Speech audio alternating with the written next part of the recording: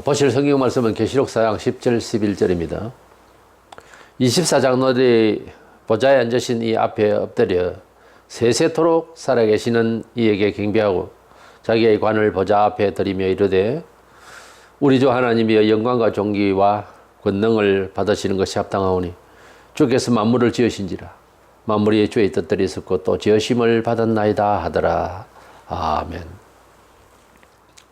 본문은 요한계시록을 계시받은 사도 요한이 천상에 올라가서 그렇게 영적으로 올라가서 본 모습적인 한 모습입니다.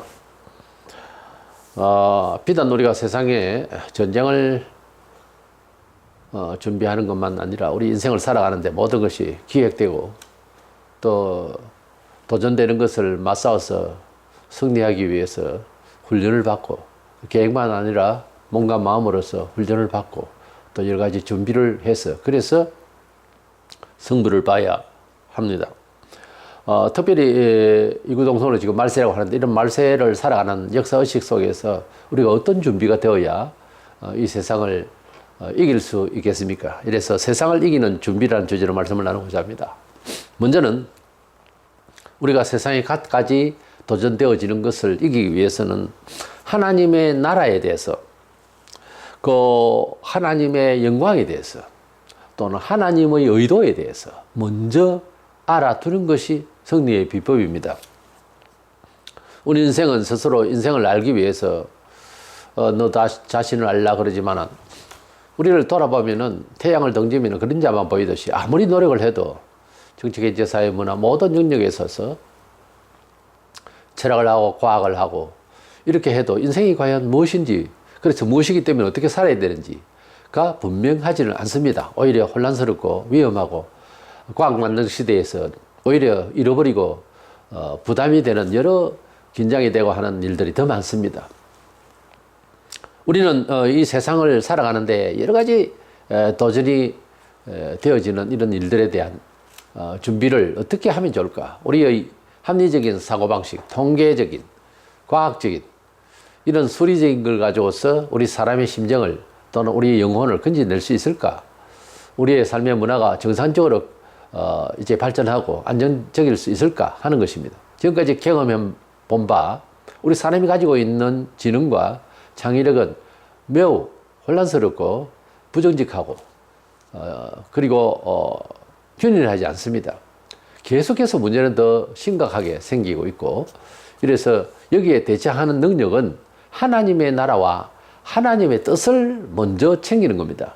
그랬을 때에 이 세상에 도전되어지는 모든 것을 해결할 수 있는 키워드를 발견하고 또 하나님께서 우리를 긍휼히 여겨 주셔 승리하게 될 줄로 믿습니다.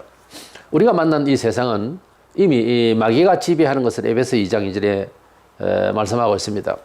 요한일서 5장 19절에는 또 아는 것은 우리는 하나님께 속하고 온 세상은 악한 자 안에 처한 것이며 여기에 악한 자 안에 있다는 것은 단수로 마귀를 말합니다. 많은 사람들은 그런 의식을 할 수가 없죠. 그러나 성경적으로 보면 이 세상은 하나님의 손에서 이제 빠져나가서 인생사가 마귀의 지배권 안에서 고통을 당하고 있다는 겁니다. 여기에서 이제 하나님께서 우리 입장에서만 그냥 그렇게 생각이 되어지는 겁니다. 선택적 부르심을 받아서 그래서 우리가 이 애국 같은 세상에서 출애굽하던 이스라엘처럼요, 종노를 하던 400년을 살던 이스라엘 백성이 애굽에서 나오듯이 우리가 이 세상에서 물론 함께 살고 있지만 정신적으로 인생의 목적적인 면에서 세계관적인 면에서 개념이 완전히 바뀌어서 탈출하는 그런 마음으로 이 세상을 살게 되는데요.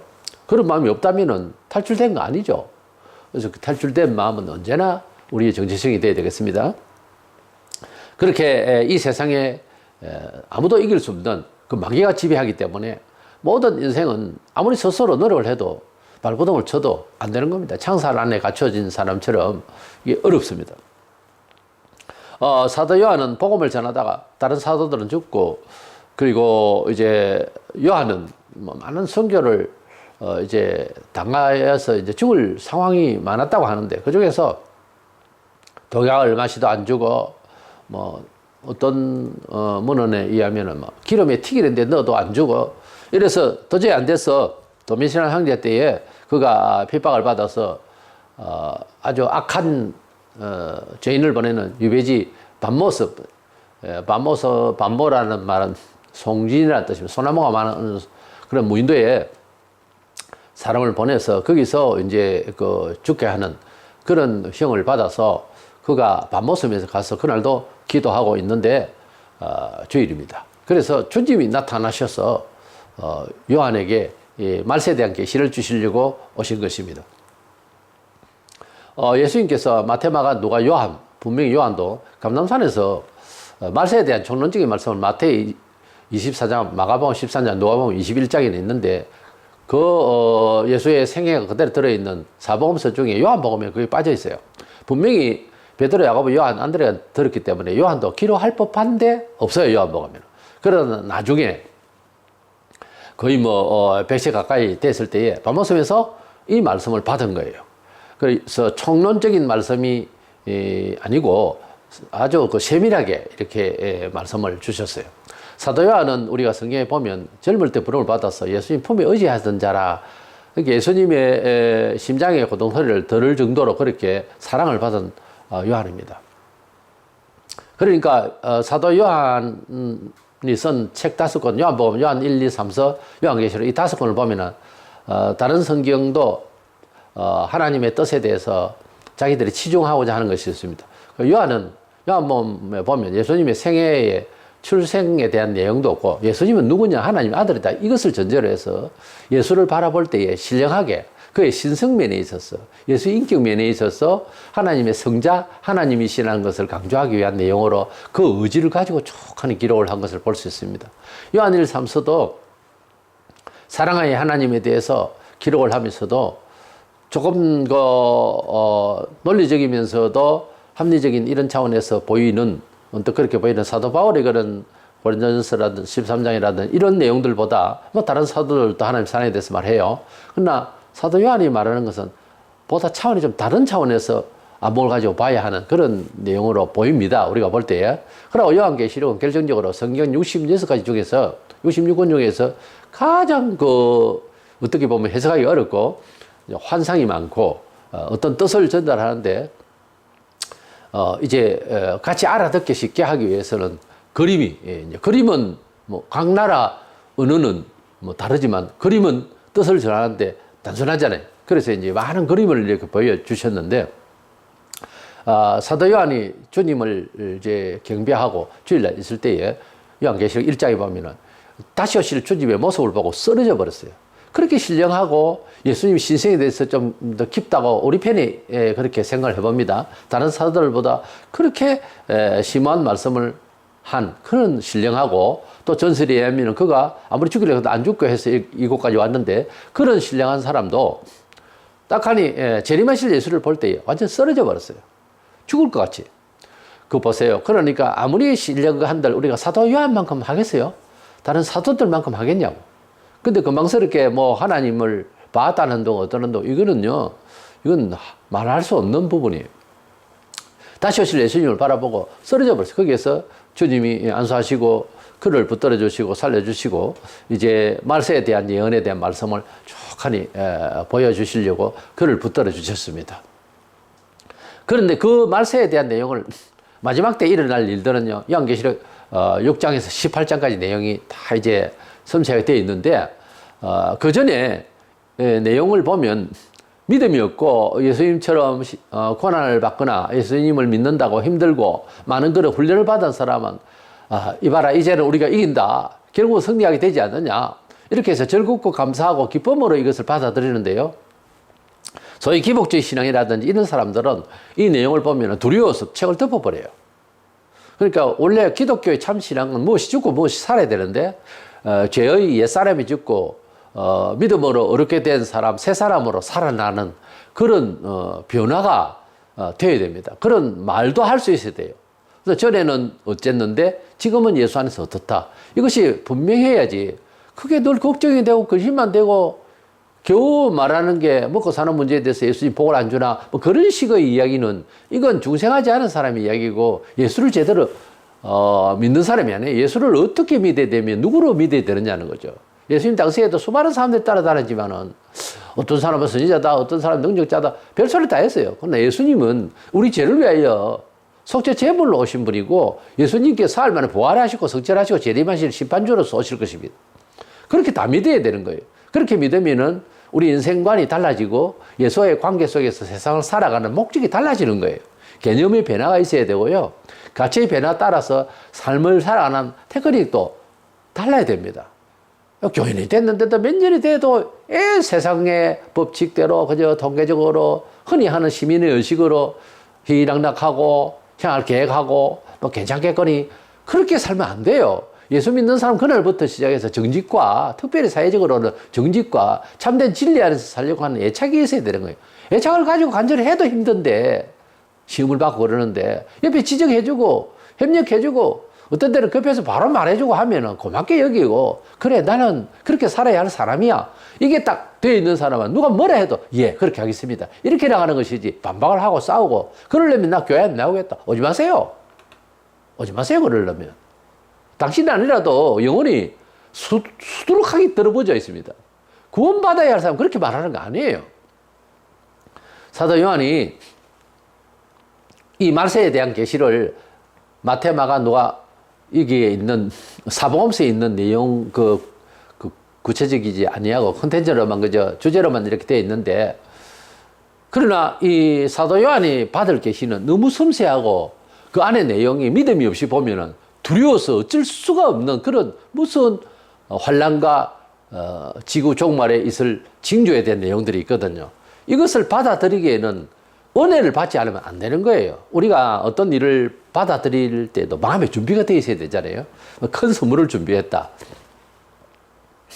나는 일생 고마운 나의 처에게 그렇게 해보지는 않았습니다만 정말 돈이 많고 좋은 기회가 있으면 당신 조심해 그러면서 그렇게 이제 마음의 준비를 하라. 그리고 이제 선물을 탁 내놓고 싶은 그런 마음도 가끔씩 내도 왜 그런 일반 문화인처럼 못하나 아쉬움이 있습니다만 어떤 일을 이제 아주 무서운 이런 이야기, 큰 나쁜 소식 이것을 전할 때도 마음의 준비를 해놓고 조금씩 준비를 해놓고 그렇게 이야기해야 되잖아요. 우리가 군인도 특수부대 요원은 상당한 준비를 합니다.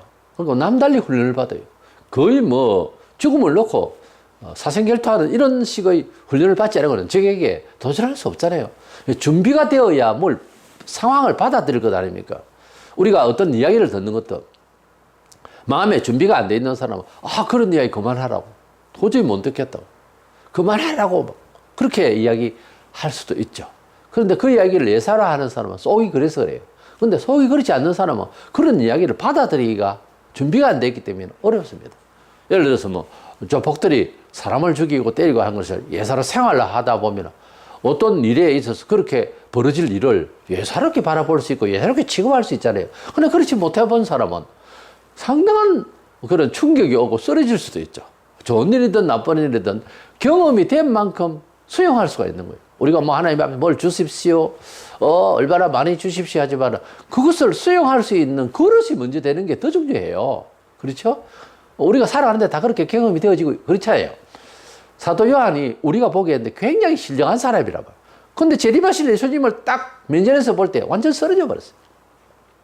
공중에 나타나서 사오라 해도 사도 바울은 쓰러져 버렸는데 면전에 딱 바로 나타난 거예요. 그러니까 얼마나 놀랬겠어요. 얼마나 놀랬겠어요 하는 저도 그만큼밖에 못 되기 때문에 벌써 놀라는 거예요. 그 주님의 영광을 바라보고 다 쓰러져 버린 거예요.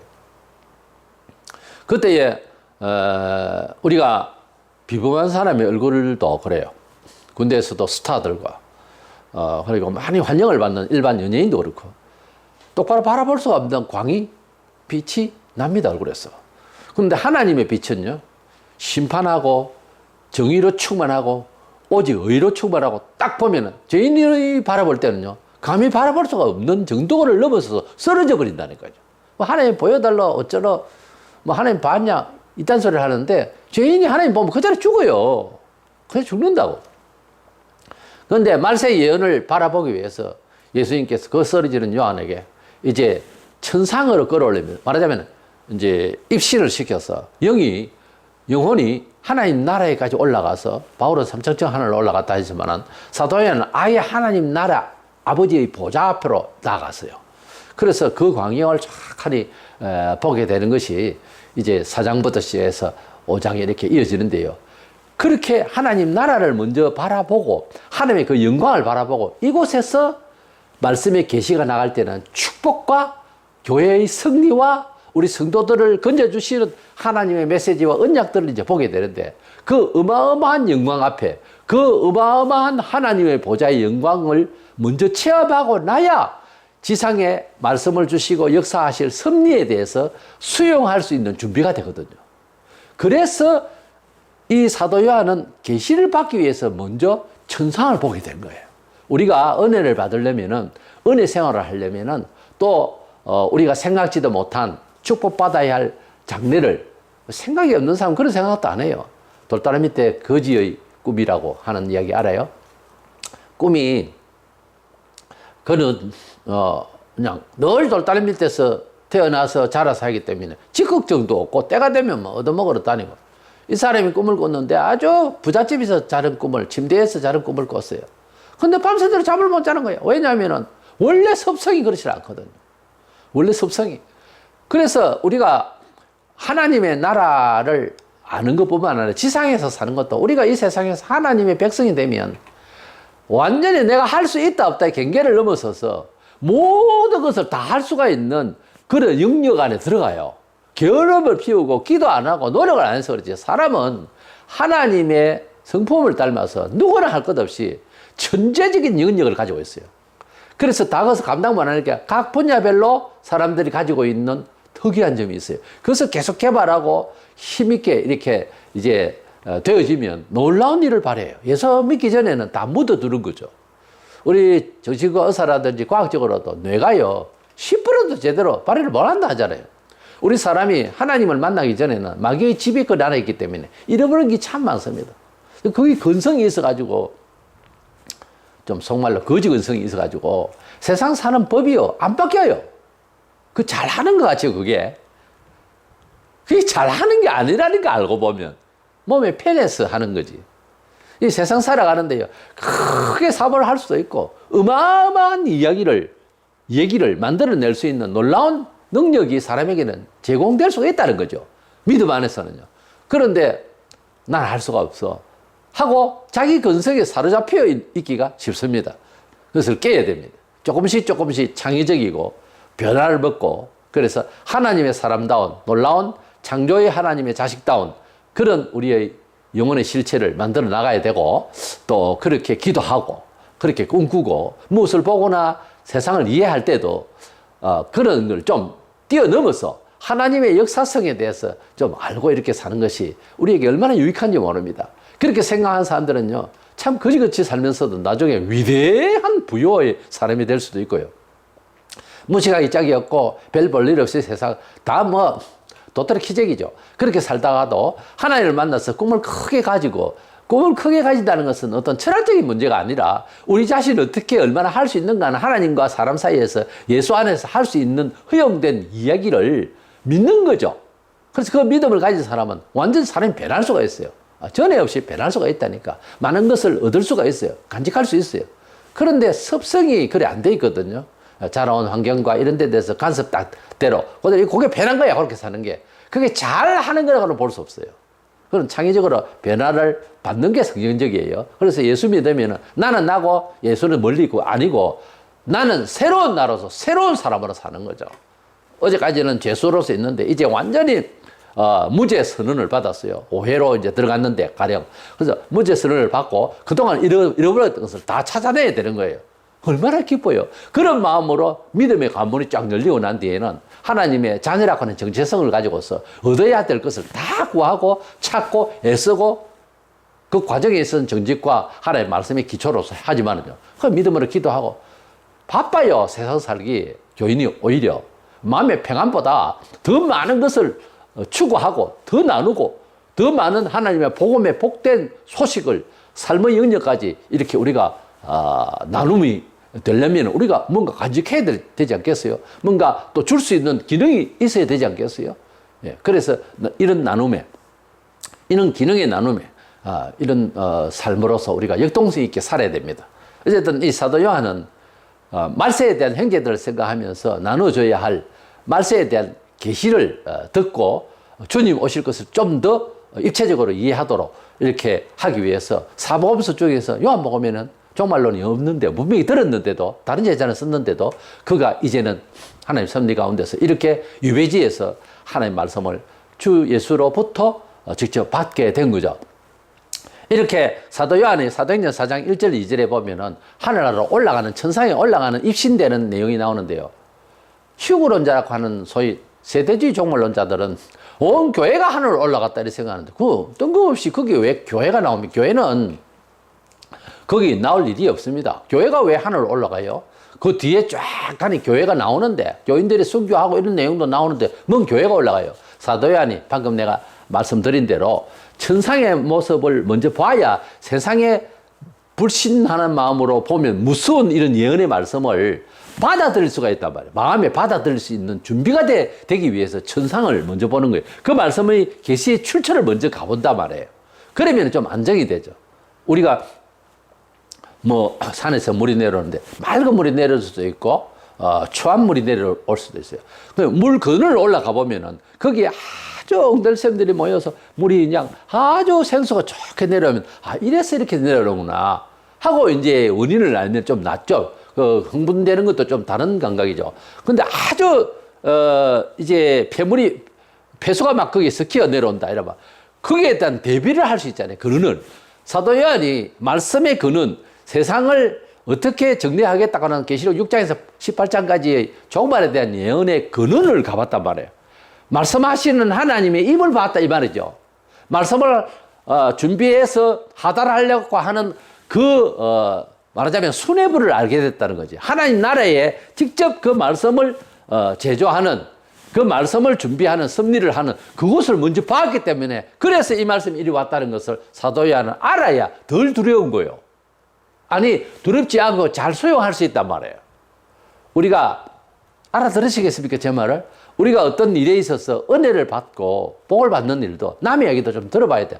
그래서 하나님께서 이렇게 역사하셔서 이런 케이스로 가게 되는구나. 누구는 이렇게 어떻게 하나님의 뜻대로 이제 발맞춰가면 이런 식으로 되는구나 하는 것을 많이 들어봐야 돼요. 뭐 성경이 잘 나오니까 성경을 또 보든지 해서 그렇게 봐야 되는 거예요. 또 남의 얘기도 많이 듣고. 그래서 하나님께서 역사하시는 근원지를 이제 보게 되는 바로 천상교회를 보게 된 거죠. 그렇기 때문에 이것은 뭐냐면 사도 요한이 말세에 대한 계시를 받고 세상을 살아가는 이 마지막 때 우리를 위하여서 세상에 도전되어지는 일들을 이기기 위해서는 천상의 모습을 4장 5장을 잘 읽어야 돼요. 그래서 천상의 모습을 잘 봐야 되고 지상에서 어떤 교인으로 살아야 되는지 계시록 2장 3장에 아시아 7교회를 평가하시는 예수님의 음성을 잘 듣고 우리는 권고하시는 말씀에 귀를 기울여서 우리도 그런 교회가 되지 않도록 하자. 우리도 그런 좋은 교회처럼 되자. 이렇게 계시록 2장 3장에서 실생활에 대한 교인의 모습을 가야 되고요. 우리는 왜 이렇게 살아야 되는가? 계시록 1장에 재림하실 예수 그리스도 앞에서 엎드려졌던 그 영광스러운 예수를 우리도 볼 터인데 하고 이제 계시록을 딱 준비해서 6장부터 18장까지 읽어 나가면 걱정이 없어요. 큰 걱정이 없고 우리가 승리하게 된다는 것을 알게 된다고 말해요. 그것을 알게 하기 위해서 사도 요한이 은혜 받는 비법으로 하나님의 나라를 먼저 접했다는 거예요. 세상에 있을 일을, 무서운 일을 접하기 위해서는. 그래, 형제들아, 내가 이렇게 천상에 올라가서 천상을 먼저 경험하는 것처럼 너희들도 은혜를 먼저 받아야, 하나님 먼저 알아야 이 세상 되어지는 일을 그래도 술술술 이 얘기를 할 수 있고 다 승리할 수 있도록 될 것이다. 그런 뜻으로 신령하게 이 내용의 흐름을 알아야지. 요한계시록 4장 1절 2절에 사도 요한이 하늘에 천상에 올라갔다니까 온 교회가 다 올라갔다. 피신했다. 뒤에 무서운 일이 있으니까 올라갔다. 그건요 벌써 은혜 받는 법을 몰라서 그래요. 은혜 받은 사람은 그런 생각 안 합니다. 성경에 내용 그런 것도 없고. 이래서 천상의 모습을 하나님의 나라를 하나님의 의를 먼저 경험하고 봐야 세상을 이길 수 있는 준비가 된다. 아주 이 신령한 이야기를 우리 성도들은 챙겨야 되겠습니다. 두 번째로는 말세를 이기려면 또 비법이 있어요. 모든 영광을 주께 드리겠다는 생각이 있어야 승리합니다. 우리가 세상을 살아가면서 물질을 구하고 혹은 삶을 살아가는 데 있어서 뭐가 챙겨지면 편하고 안 편하고 그 잘못된 거예요.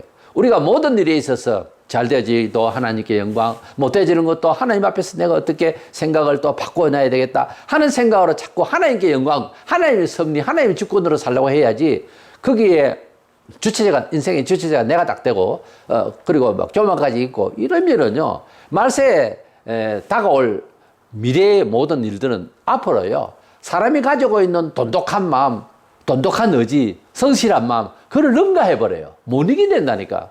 그러니까 미리미리 작은 일부터 시작해서 이만할 때, 전염병이 돌고 이만할 때, 우리가 하나님 앞에서 더욱더 겸손해져서 믿음을 가지고 살아야 되는데요. 이 세상은 돌고 돌아봐야 소망이 없습니다. 우리는 보다 더 영원한 소망의 가치에 이렇게 생각을 바짝 가지고 있으면 세상에 도전되어지는 것이 의외로 계산 외로 이길 수가 있어요. 소돔 고모라가 불심만 받을 때 롯의 처는 궁금해가지고 뒤로 획 돌아보지 말라 그랬는데 왜 돌아봤을까요? 세상에 대한 염려, 세상 것에 대한 이제 그 연민이 있단 말이에요. 그리고 거기에 대한 집념을 못 버린 여자예요. 내가 볼 때. 그래서 혹시나 해서 염려를, 그거 보지 말라 하면은 염려를 버리고, 연민을 버리고, 거기에 대한 애착도 버리고, 관심을 꺼내야지. 그냥 앞으로만 가야 되는데, 획 돌아보다가 소금기둥이 됐다는 전설 같은 실화가 성경에 나와요. 그래서, 이것은, 세상을 이기려고 하면은 세상을 바라보고, 세상을 연구하고, 세상을 도전하기 위해서 학문을 하고, 이게 아니라니까요. 세상을 이기려면은 하나님이 원하시는 길을 자꾸만 곧바로 가야 된다니까요. 세상을 이기려면 세상과 바로 싸우는 것이 아니고 하나님이 뭐라 하시는 길로만 가면 돼요. 그러면 세상이 이겨지더라는 거죠. 사도 요한이 천상에 올라가 봅시다. 올라가니까 24장로들이 우리 지상교회를 대표하는 장로들이죠. 구약에는 12지파, 신약에는 12사도, 합치면 24입니다. 신구약 하나님의 백성들을 대표하는 장로예요. 이 장로들이 면류관을 벗어서 주께 막 자꾸 다시 드리는 거예요. 우리 받았는데 말하자면 자꾸만 드리는 거예요. 받으소서 영광과 존귀는 하나님 아버지의 것입니다 하면서 주께 자꾸 드리는 겁니다. 그 모습을 본 것은 사도 요한이 이 세상을 이기고 비록 그가 핍박을 받고 반모섬에 와 있지만은 우리 형제들을 위한 기록이죠. 주님의 섭리 가운데서 이 세상을 이기려면은 그렇게 겸손해야 된다는 거예요. 내 영광을 위해서, 나를 위해서. 세상을 이기는 힘은 내가 예사이케 나는 할 수 있다. 내 의지가 아니고 하나님이 이겨 주시도록 하시는 것입니다. 그래서 하나님께서 우리에게 함께 하시고 세상을 이기게 하시는 비법은 우리가 하나님 앞에서 모든 물질과 영광과 모든 것에서 겸손하게 자기를 내려놔야 됩니다. 야고보 4장 6절 그러나 더욱 큰 은혜를 주시나니 그러므로 일러서되 하나님이 교만한 자를 물리치시고 겸손한 자에게 은혜를 주신다 하였느니라. 베드로전서 5장 5절에 하나님은 교만한 자를 대적하시되 겸손한 자들에게는 은혜를 주시느니라. 이 겸손이라는 말은 도덕적 인간 대 인간의 윤리를 말하는 것이 아니고 그 차원을 넘어서서 그것도 포함되지만 무엇보다 하나님 앞에서 자기의 생애에 대해서, 자기의 지위에 대해서, 자기의 물질에 대해서, 자기의 모든 경우에 대해서 하나님께 영광을 돌리는 하나님 아버지 이 일도 감사하고 저 일도 주셨네요. 하나님 아버지 이 일이 어려운 것은 하나님께서 나를 더 견고케 하려고 믿음으로 견고케 하려고 하시네요. 이렇게 모든 것을 하나님의 주권 영역으로 하나님의 간섭의 영역으로 하나님께 감사함으로 무엇보다 잘 되는 일에 있어서 자기 자랑하고 목을 올리고 자기는 못하면 친구 자랑하고 친구 돈 많다고 친구 돈 많은 거하고 당신하고 뭔 상관이 있어요? 예? 친구가 줍니까 돈을? 그렇지 못해요. 내가 어떤 친구가 하도 힘들어해서 돈을 10만을 먹는 것도 그런 것 같아서 내가 줬어요. 마음이죠 그냥. 그랬더니 이제 그 다음에는요 돈 200만 원을 빌려달라고 그러고 사기를 치기 시작하네. 다른 친구를 연결해가요. 참 내가 안 되려면 끝까지 안 되는 거예요. 안 되는 거예요. 그런 친구가 있습니까? 친구가 친구에 왜 10만 원을 줍니까?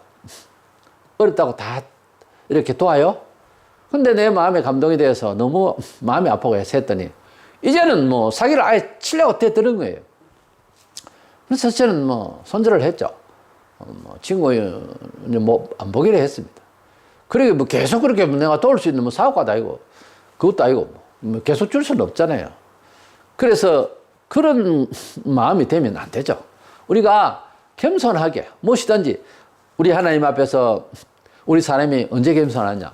죽을 고비를 만날 때 혹은 병이나 큰 사고나 도저히 앞길이 안 보일 때, 그때는 하나님이여 그럽니다, 보통. 그 보세요. 사람이 잘 된 일이든 못 되는 일이든 하나님 앞에서 기도하고 살아야 잘하는 겁니다. 교만하면 안 돼요. 모든 영광을 하나님께 돌리려고 하는 사람은 절대적으로 잘 되게 돼 있고, 하나님을 먼저 찾는 자는 사생활에 있어서도 도전되어지는 일이 웬만하면 다 건너가게 돼 있어요. 그런데 부닥치고 안 되고 정말 힘들어, 정말 매여 있는 삶과 같은 이런 그런 답답함은요, 하나님께 먼저가 안 돼 있어서 그래요. 본인은 몰라도 그렇지, 삼자가 보면은 하나님과의 관계가 문제이지, 뭐 물질과 환경적인 요소 이런 것들이 아니에요. 그래서 우리가 하나님과 함께 하려면은 먼저 겸손해, 모든 영광을 하나님께 드리려고 하는 그런 자세가 되어졌을 때 이 말세에 도전되어지는 일들도 이길 수 있다는 거예요. 그다음에 코로나19 때문에 우리 한국의 또 정치적인 여러 좌파 사상 때문에 괴로워하고 있는데요. 이것을 이기기 위한 교회가 회개 운동을 하고, 그 회개라고 하는 것은 하나님께 영광을 돌리고자 하는 삶을 구축해 나가야 된다. 지금까지 얼마나 수십 년 동안 지금 한국 교회가 물질주의를 해가지고 하나님보다 물질을 더 좋아하는 거예요.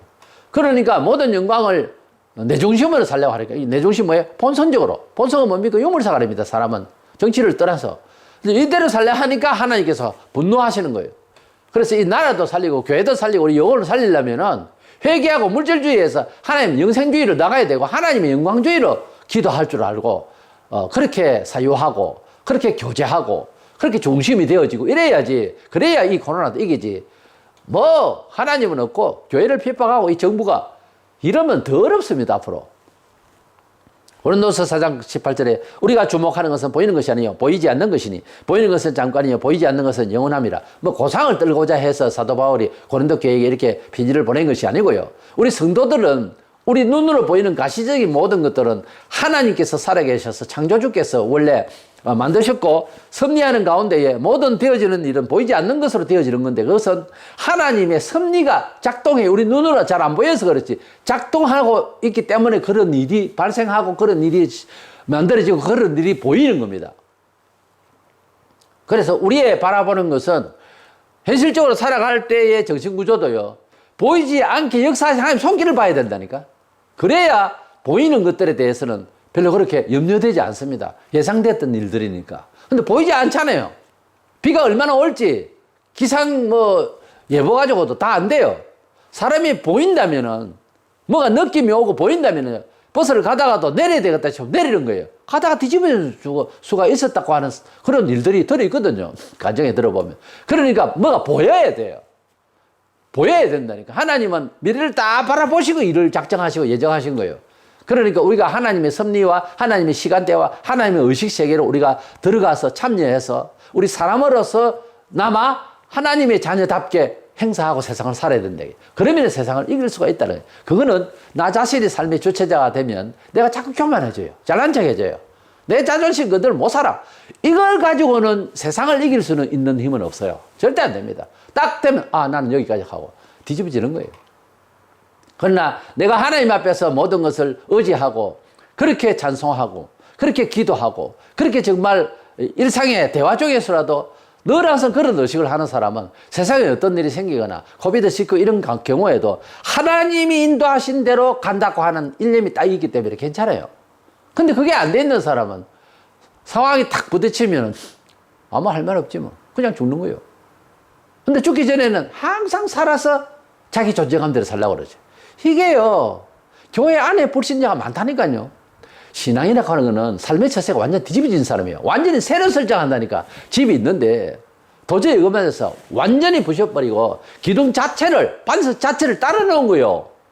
그걸 자꾸 고쳐 쓰려고 하면 안 됩니다. 완전히 사유방식이, 목적이, 방향이, 방법이 달라야 되는 거예요. 교회 장로라는 사람이 방법에 불신자 앞에서 어떻게 불의하게 사바르고 또 거짓말하고 안 되죠. 그러면 삶의 방식이 완전 바뀌어야 되고 거기에 대한 법도 세상 법이 있고요. 교회법이 있는 거예요. 교회법이 우선이에요. 그건 그때 영혼이 잘 되게 하기 위해서 교회법으로 치리할 때가 있어요. 세상 법으로는 그게 안 되지만 교회법이 더 무섭다고 생각을 해야 되는 것이, 세상 법 아무리 잘 지켜도 법무부 장관도 감옥 가요. 세상 법을 아무리 잘 지켜도 축복은 임하지는 않습니다. 그냥 사회를 살아가는데 윤리적으로 뭐 온전해질 수 있겠죠. 그러나 하나님 법대로 살면은 세상의 법에 혹시 뭔가 비뚤어지고 잘못됐더라도 하나님이 성령의 법, 성경의 법을 가지고 또 성령의 법으로 이걸 회복할 수 있도록 길을 열어주신다 이거예요. 사람이 할 수 없는 단계라는 게 많아요, 살아가는데. 그것이 하나님의 법을 따르면은 작은 것부터 큰 거에 다 해결해 주시는 하나님의 역사가 지금 이 시대를 살아갈 때도 더 필요한 것입니다. 이것이 신앙인이지. 신앙하면은 뭐 예수 믿는다는 말 한마디로 교회를 다니고 예배당에 다니고 예배하고 이런다고 신앙인이다. 글쎄요. 그거는 얼마든지 인간이 가지고 있는 본성적 종교성이라는 게 있어요. 그러다가 또 절이 좋다 싶으면 절에 가고. 이게 이제 안 되는 거예요, 이게. 처음부터 신앙인이 아니었지, 그런 사람은. 우리가 세상을 이기기 위해서 지금도 또는 말세에 모든 도전되어지는 일들을 이기는 비법이 뭔가. 그래서 우리가 성도들이 일상에서 기도하고 기도로 살아야 된다 그러고 주일 성수하고 하나님 뜻대로 살아야 된다 그러고 이런 강조를 받는 것은요. 세상을 이기는 힘을 기르기 위해서입니다. 어째서요? 하나님의 나라를 먼저 바라보면 세상을 이길 수 있는 힘이 있고요. 또한 하나님께서 우리에게 겸손한 마음을 가지게 되면 하나님께서는 또한 세상을 이길 수 있도록 은혜를 주신다는 거예요. 우리가 하나님 앞에 쓰러지지 아니하면 요한처럼 하나님 앞에서 쓰러지지 않으면 주님 앞에 쓰러지지 않으면 절대로 세상을 이길 수 없어요. 그렇게 낮아지고 쓰러지고 구약에서부터 신약까지 믿음의 영웅들을 보면요. 말도 못하게 낮아져요. 팍 쓰러져서 완전히 쓰러져서 하나님의 뜻을 기리고 영광을 주께 돌리려고 하고 자기 자랑을 안 했습니다.